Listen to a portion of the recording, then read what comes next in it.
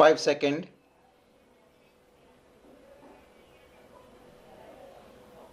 Start. I would like to ask the government why the government has not put the provisions of the Plantation Labor Act into operation. Only certain portions of this Plantation Labor Act are now put into operation.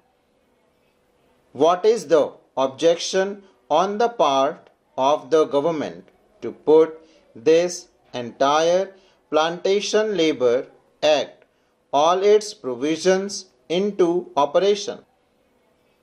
If this had been done, certainly some benefit would have been derived by the workers which the government is withholding at present. Particularly these tea garden owners take advantage of this. They not only exploit the laborers to the maximum extent but also to put so many other difficulties in the life of the workers, wage cut, etc. When I say they cut the wages of workers, they effect the cut in wages not by direct cut in wages, but they increase the workload, taking advantage of the position in which the workers are now placed. For example, a certain amount as basic pay is given to the workers, but a far higher amount of work is got from them than what they used to be do before. Now they have become bound to do more work. The workers pluck more tea today than they used to do before. Up till very recently, one worker was asked to pluck birds from 250 plants. Now he is asked to pluck from 400 plants. That is how they increase the workload. In certain tea gardens, 60 to 70% workload has been increased. This is generally going on. Government do not take any measures to check that increase in workload. Instead of utilizing this fund, the profit can be controlled. The government should ask the plantation owners to give more amenities such as residential facilities, free education to their children, facilities to plant in fallow lands, etc. Fallow lands are available in certain gardens. These workers should be given the facility to cultivate tapioca and other food materials so that they may meet their daily necessities. The governments should ask these plantation owners to increase the wages of the worker and also increase the wages of those workers who are skilled workers. There is a factory labor inside plantation and there are field workers and there are so many other categories of labor. The government is not doing anything substantial for the workers. Sir, I find that something like 1.5 lakh of rupees have been granted to the Kerala government for welfare work among the plantation labor.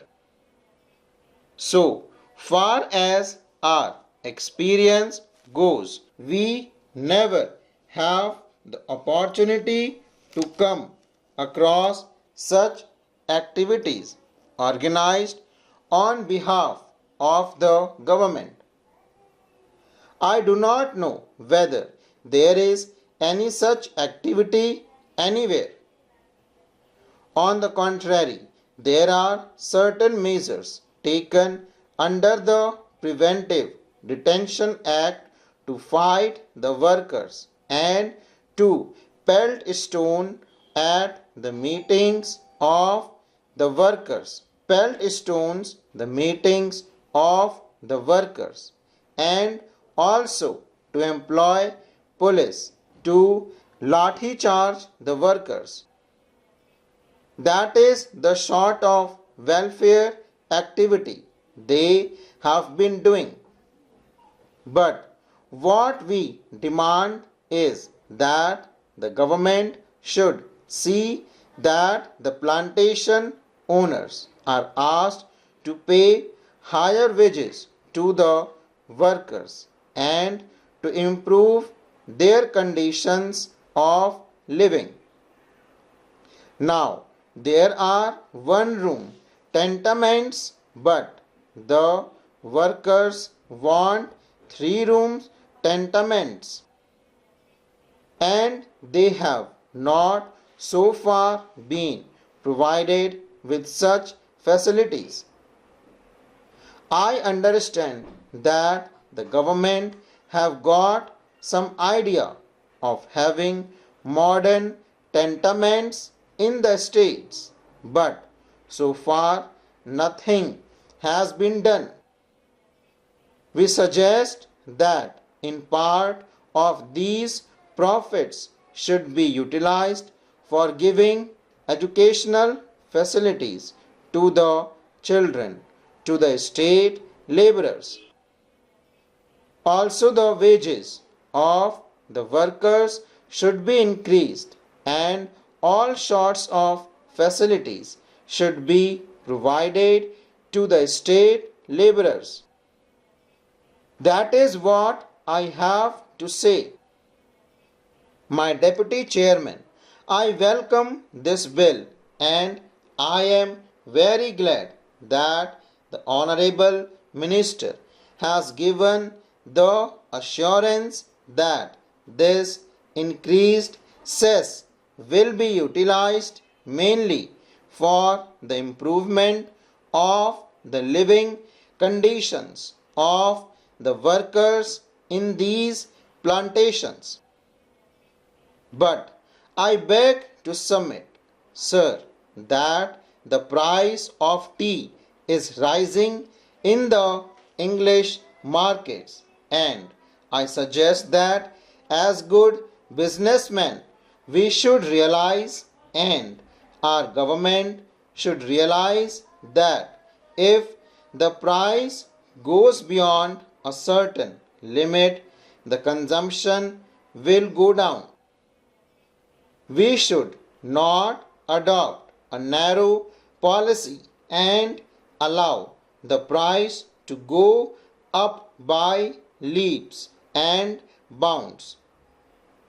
Of course, it does give some profit to the local planters and probably to our government.